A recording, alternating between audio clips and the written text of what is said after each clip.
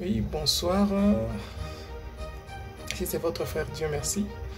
Ouais, ça dépend de l'heure où vous êtes. Et peut-être là où vous êtes, c'est bonjour. Il est déjà jour. Je vous aime tellement et j'aimerais justement nous parler d'une petite chose et ça serait important pour certains. Je pense que pour nous tous, ce serait important. Premièrement, j'aimerais commencer par vous dire que le diable et Satan n'est pas puissant, Satan n'est pas fort. Satan n'a aucun pouvoir sur nous. Pourquoi je l'ai dit, la plupart des gens, ils ont pris leurs problèmes, ils ont pris leurs responsabilités, ce qu'ils doivent faire, ils ont confié ça au diable ou soit à Satan. Mais aujourd'hui, j'aimerais vous dire que Satan n'est pas fort, Satan n'est pas puissant, il n'a aucun pouvoir sur nous. Pourquoi je vais dire ça, peut-être je vais vous donner au moins deux volets qui vont m'aider surtout à entrer dans le topic. Quand Satan était au ciel et quand on lui a chassé, qui lui a chassé premièrement? C'est un ange. Disons que ce sont les anges. Si je vais spécifier l'ange Michael, c'est un ange comme lui. Donc Dieu ne s'était pas engagé dans ces combats. Dieu lui avait ordonné justement. Deuxièmement, quand le diable part accuser Job, qu'est-ce qu'il a dit? Il est parti demander l'autorisation à Dieu. Ça signifie quoi? Ça signifie quand un homme de Dieu marche parfaitement dans les voies de Dieu, ou soit marche parfaitement dans les voies de Dieu, le diable n'a pas le droit de les toucher. Pourquoi? Il doit demander l'autorisation à Dieu. Et puis Dieu lui a donné l'autorisation, mais il a donné encore l'ordre. Et puis il a donné les instructions. Il lui a dit, tu peux les toucher, mais ne touche pas son cœur. Et il faut comprendre que il a obéi. Il n'a pas touché le cœur de Job. Parce que Dieu l'a ordonné. Troisièmement, je voudrais dire une autre chose très importante. Le diable avait été créé, mais le diable n'a pas créé. Ça signifie quoi? Ça signifie que le diable aussi a un créateur. Et je vais vous dire que nous aussi, nous avons un créateur. Et le même créateur du diable, ou soit de Satan, c'est Dieu. Nous tous, nous avons un commun créateur qui est Dieu. Troisièmement, je descends.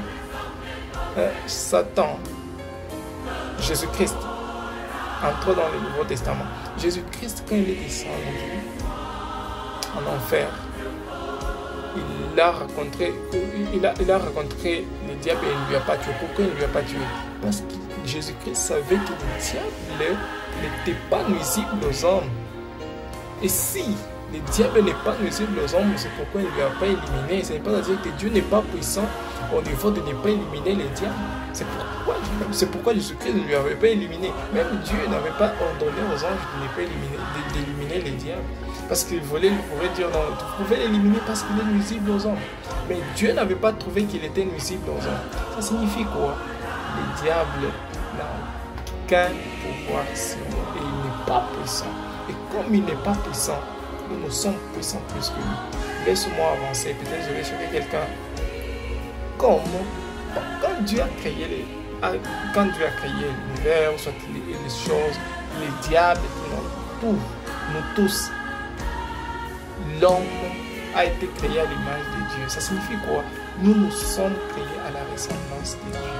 Et quand nous avions été créés à la ressemblance de Dieu, nous avions été appelés enfants de Dieu quand nous avions reçu Jésus-Christ. Ça signifie que nous sommes quoi? Nous sommes très puissants que les diables. Alors, ma pensée est celle-ci. Beaucoup de problèmes, nous avions déjà porté ça à la responsabilité. Donc, le diable est comme si c'est lui le garant de nos problèmes.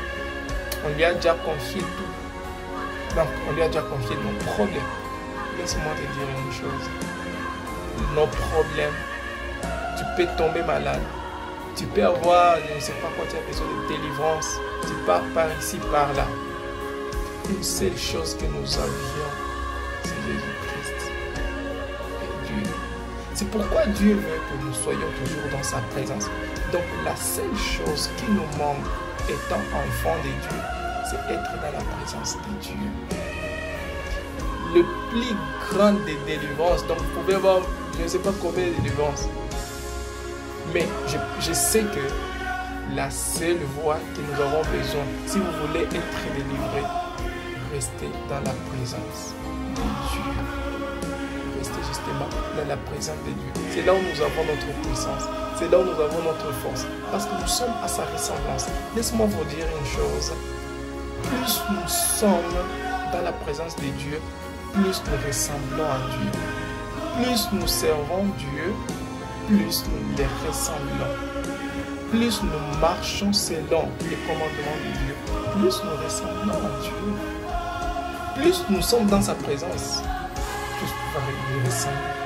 C'est pourquoi nous sommes appelés à être dans la présence de Dieu. Peut-être le plus grand problème que tu peux avoir, le plus grand défi que tu peux avoir dans ta vie, c'est le plus grand problème, c'est justement parce que tu n'es pas dans la présence de Dieu. Essaie d'entrer dans la présence de Dieu et tu vas voir comment tu seras délivré. Tu n'as pas besoin d'aller chercher, je ne sais pas, des bichons. Tu n'as pas besoin d'aller entrer justement en profondeur dans la présence de Dieu. Et tu verras la main de Dieu sur toi. Et tu verras Dieu lui-même va descendre dans ta vie. Et tu verras les problèmes de ta vie